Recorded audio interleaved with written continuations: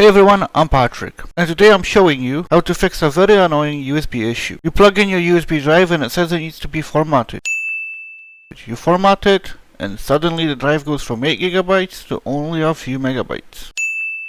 This happens when the USB has a hidden partition and Windows Disk Manager can't delete it. But today I'm going to show you how IT technicians fix this using DiskPart fast, clean and safely.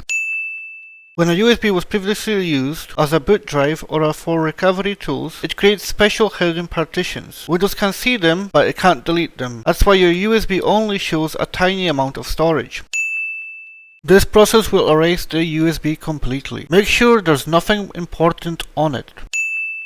Now let's restore it to full size. Open the Start menu and type in CMD. Right click it and click on Run as Administrator.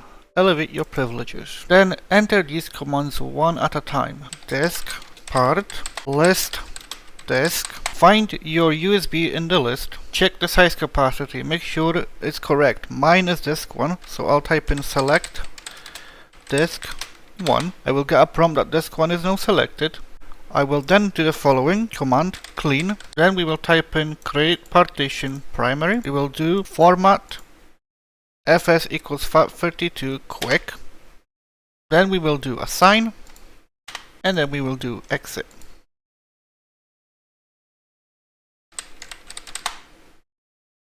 We can now close the CMD window, and our drive is back to normal. As you can see, I was using a 30 gigabyte drive, and I have my capacity restored. Here's what these commands did. Clean wipes all partitions including hidden ones. Create partition primary creates a brand new usable partition. Format formats the USB properly. Assign gives it a drive letter. And now your USB is restored to full size. And that's how you fix a USB drive that shows the wrong size or keeps asking to be formatted. If you want more real IT technician fixes, daily videos or simple Windows tutorials, hit the like and subscribe. I'm Patryk, and thanks for watching.